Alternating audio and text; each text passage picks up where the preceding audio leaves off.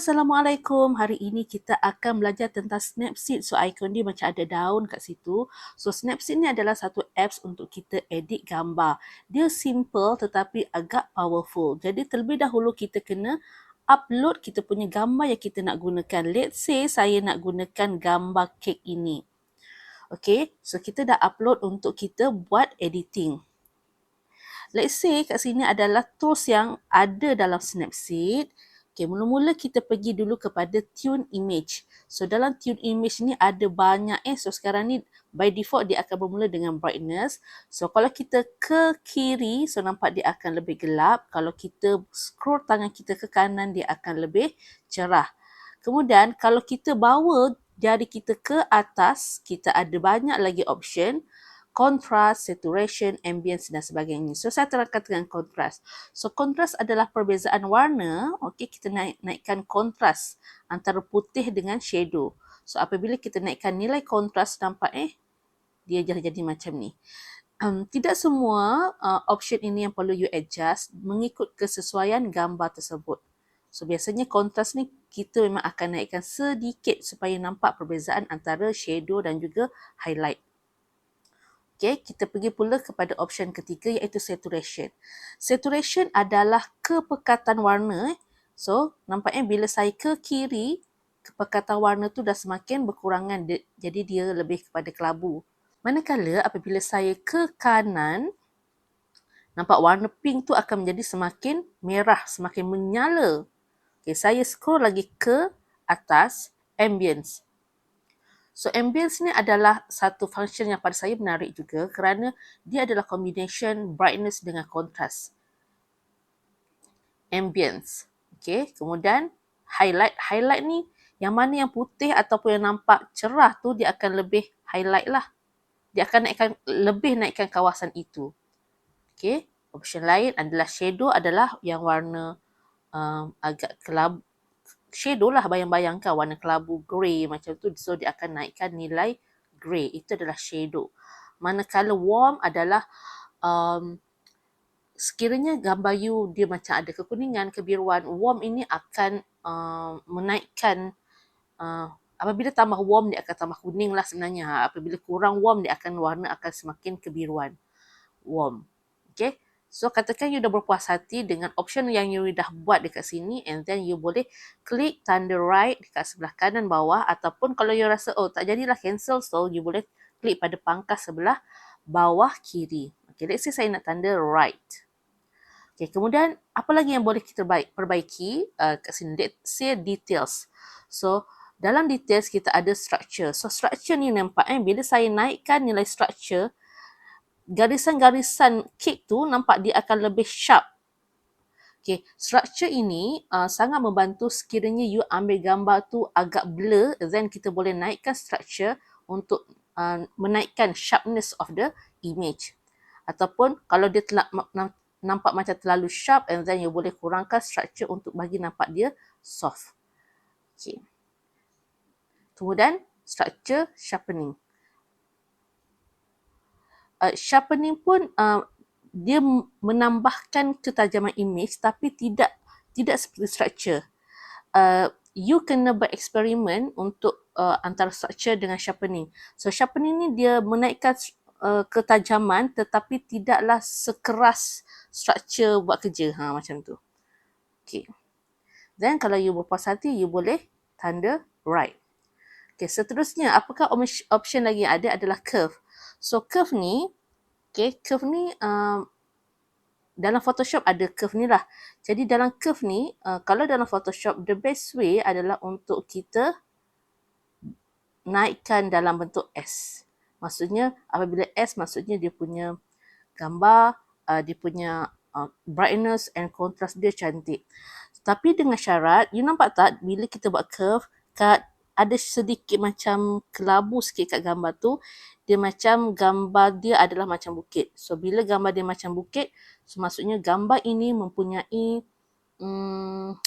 pencahayaan yang baik. Kalau gambar tu bukit sebelah kiri ataupun bukit sebelah kiri, dia agak gelap. Kalau bukit tu terlalu ke kanan, dia terlalu kontras. Jadi kalau untuk graf yang baik, dia mesti bukit macam ni. Tengah-tengah tu bukit. Jadi let's say lah, katakanlah saya just naikkan semula. Let's say katakan curve tu saya naikkan atas saja. Maksudnya satu bukit saja. Nampak dia punya cerah tu cerah secara keseluruhan. Tetapi apabila saya jadikan dia S, nampak dia ada cerah dan juga kontras. Jadi curve ini adalah satu lagi option sekiranya you tak nak gunakan tune, then you boleh gunakan curve. Okay, tapi kalau Photoshop saya lebih suka gunakan curve. Okay, white balance. So macam juga tadi untuk warm tu, so white balance ni adalah untuk memastikan bahawa gambar kita putih tu betul-betul putih. So sekarang ni gambar ni white balance dia dah betul. Let's say saya naikkan ke kiri dia kebiruan, kalau ke kanan kekuningan. So white balance dengan warm dalam fungsi tune tadi, dia adalah fungsi yang hampir sama. Okay, kemudian crop. Okay, so dekat sini you ada banyak option yang you boleh crop. Nanti rujuk pada nota. So apakah cropping yang sesuai? Cropping sesuai adalah bergantung kepada di manakah you nak upload you punya image. Dekat IG, ataupun Facebook, ataupun Instagram, ataupun TikTok. So terpulang So tetapi sebelum you buat cropping, lebih baik kalau perlu untuk kita buat sedikit rotation, okay? Rotation pada Snapseed ni menarik sebabnya kita mempunyai pilihan. Maksudnya kalau rotation menggunakan native apps, maksudnya apps yang memang dah sedia ada built-in dalam phone kita, kadang-kadang dia hanya memberikan kita option 45 darjah, 90 darjah, 75 darjah macam tu. Tetapi dalam Snapseed kita mempunyai kebebasan untuk rotate kita punya gambar mengikut yang betul lah, mengikut kesesuaian. So sama juga rotation ni pun tak perlu sekiranya gambar itu memang berada dalam horizontal yang betul. Okay, and then bila you dah buat rotation ataupun tak perlukan rotation, then kalau you rasa perlukan crop, then you crop lah. Okay, so crop ni macam saya terangkan tadi, macam gambar ini kalau saya nak buat satu-satu ataupun square tak sesuai. Sebab apa? Nanti dia akan terpotong cake. Then saya tak akan proses, saya akan gunakan saya gambar asal. Cuma mungkin saya akan crop sedikit, tapi saya akan buat original. Sebab apa? Kat tepi sebelah kiri tu dia macam ada terganggu sikit. Then saya akan crop sedikit sahaja. Okay, untuk bagi dia lebih cantik. Okay, kalau tune image, details, curve dengan white balance, apa sahaja perubahan yang kita buat di situ akan mempengaruhi gambar secara keseluruhan. Tetapi ada kalanya perubahan yang kita nak buat itu, kita nak hanya bahagian tertentu sahaja yang ada perubahan. So, then kita akan gunakan selective. So dalam selective, let's say lah saya rasa bahawa dekat bawah ni, okay, so saya klik je bahagian bawah plate itu agak gelap berbanding ke atas. Mungkin kerana lighting tu berada ke atas, so tak sampai ke bawah. So saya klik pada plate itu, kemudian nampak B. So B ni stand for brightness. Kalau kita bawa jari kita ke atas, scroll ke atas, kita ada lagi 4 option, iaitu contrast, saturation dan juga structure. So kita pergi dulu kepada brightness. So you nampak apabila saya ke kanan, nampak yang cerah hanyalah bahagian pinggan ataupun plate gold itu sahaja. Yang bahagian lain tidak akan dipengaruhi. Sebab apa? Ini adalah selective tools.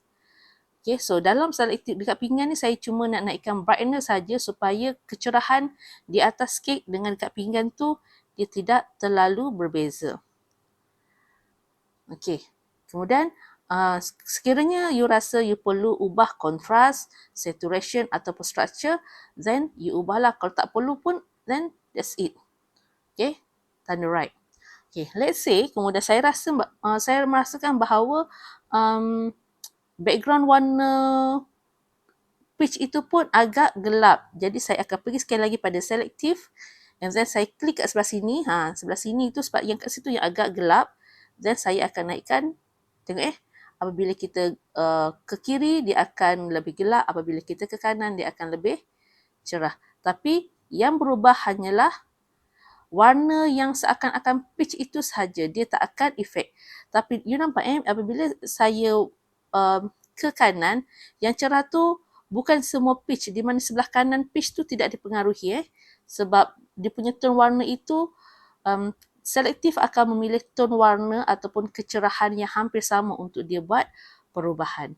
Dan katakan dah okey, saya akan tanda right dan sekali lagi saya akan pilih selektif dan tekan pula backdrop sebelah atas kanan tu untuk saya tambahkan nilai brightness dia. So nampak lebih berseri kan? Okey, kemudian tanda right sekiranya kita setuju dengan perubahan yang kita buat. Okey, kenapa saya tak ajar perspektif dengan expand? Sebab perspektif dengan expand mungkin tidak sesuai untuk gambar ini dan saya tak akan sebutlah. Okey, mungkin saya akan tunjukkan gambar yang lain yang sesuai untuk kita gunakan perspektif. Okey, untuk cake dah. Sekarang ni saya nak fokus pada tools yang selalu digunakan terutama sekali sekiranya kita nak buat produk fotografi. Selepas selektif, brush ni, brush ni sebenarnya kalau untuk dodge and burn, let's say lah, katakan saya pilih dodge and burn. Dia ada dodge and burn, exposure, temperature dan saturation. So ini pun sebenarnya saya tak pernah guna sebenarnya untuk brush, cuma saya nak ajar you tentang healing. So healing ni especially dia sangat powerful, especially sekiranya kita buat editing untuk portrait ataupun gambar lah kan. Kita nak menghilangkan jeragat, jerawat, parut-parut dan sebagainya. So dalam situasi kek ni, sekiranya ada kecacatan, mungkinlah kita tak perasan masa ambil gambar tu, background tu mungkin ada sedikit dot ataupun mungkin ada sedikit kekotoran, then baru kita perasan, alamak kotor, dah jadi gambar susah kan. Then kita akan, kat sini, let's say lah saya nak, contohnya kat tengah-tengah bunga putih ni, kalau saya healing macam ni, sebenarnya healing tu dia akan cuba clone structure ataupun pattern yang terdekat and then cuba tempekkan dekat tempat yang kita nak healing. That's why kat sini dia tak cantik.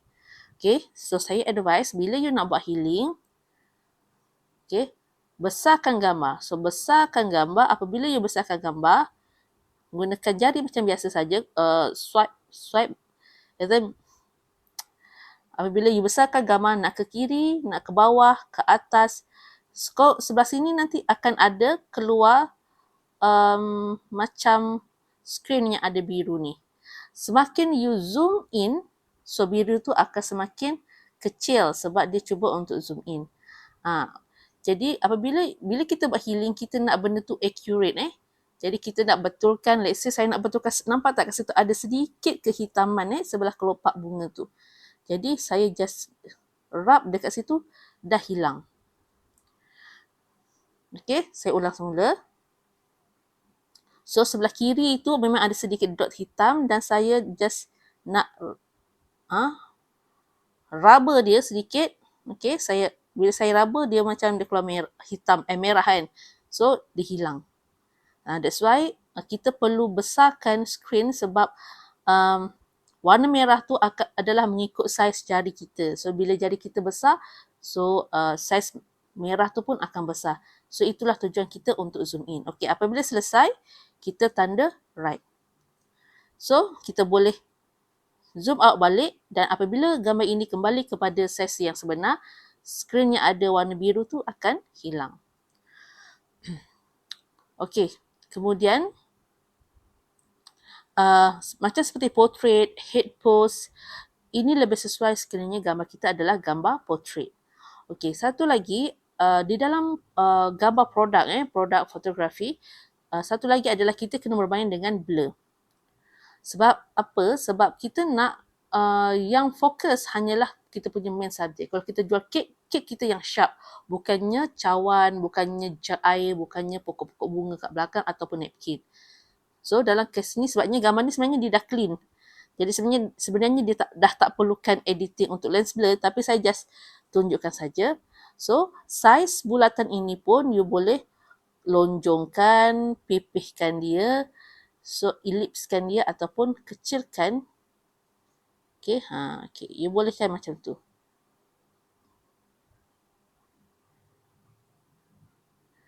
So kena bereksplorasi lah.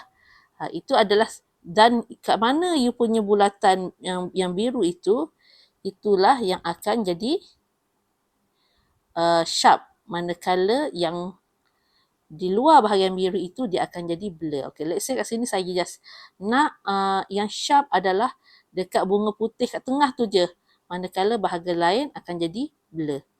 So selain pada blur ini dalam bentuk bulatan, you boleh tukar kepada bentuk petak, iaitu pergi kat bahagian sebelah pangkah tu, bila you klik you akan ada dalam bentuk garisan. So garisan ni pun you boleh pusing-pusingkan dia juga. So itu satu cara. So satu cara lagi adalah, bukan cara lah. So you nampak kat atas tu ada blur strength tu adalah positif 30. So you boleh tambah juga. Semakin tinggi nilai blur you akan semakin blur lah gambar tersebut.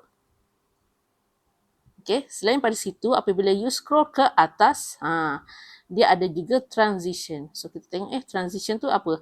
Transition tu adalah, nampak jarak antara radial yang kedua tu. Itu adalah transition.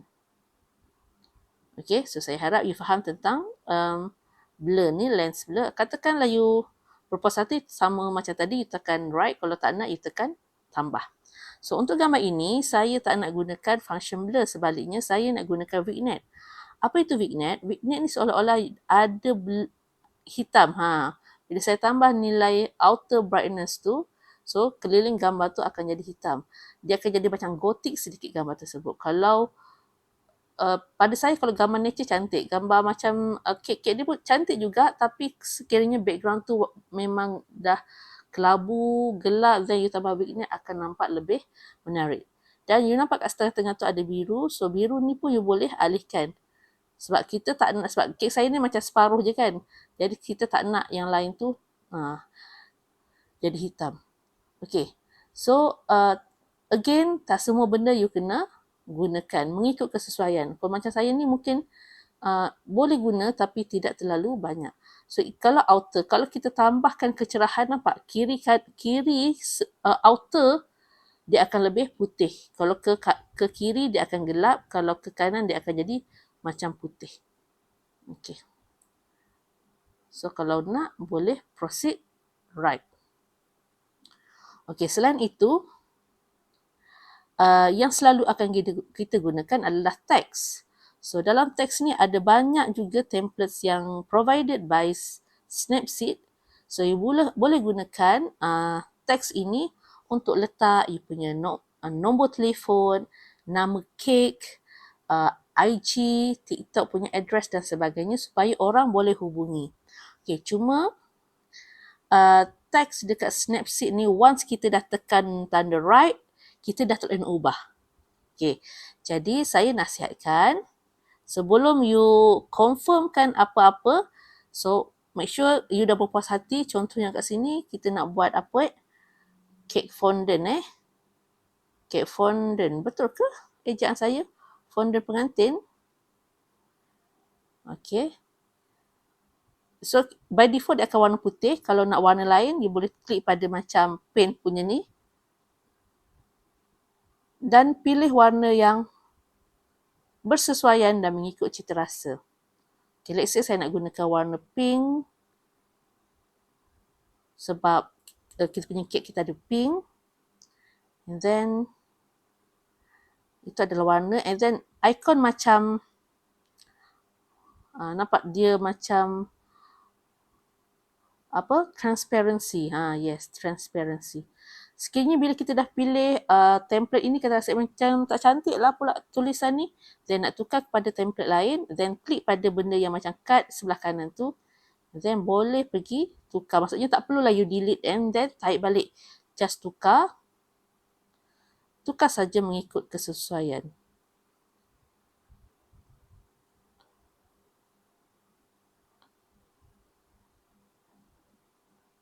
Okay. Let's say just nak buat macam ni. Rasa berpuas hati, tekan right dan siap. Okay. sekiranya you dah berpuas hati dengan editing yang you dah buat, you klik pada export and then save. So, kalau Android dia ada option macam ni lah, nak save copy. Bila save copy, maksudnya gambar asal akan disimpan, dia tak akan usik. So, everything yang you edit kat sini akan save as lah, akan disimpan dalam folder Snapseed. Okay. Kalau untuk iPhone, pada mula-mula dia akan bagi you option. Sama ada you nak save as ataupun you nak replace. Maksudnya bila replace, gambar asal tu tak akan ada dah. So macam saya akan save as supaya gambar asal tetap akan ada dan kita boleh buat editing untuk editing lain lah dengan cita rasa berbeza. Jumpa lagi. Bye-bye.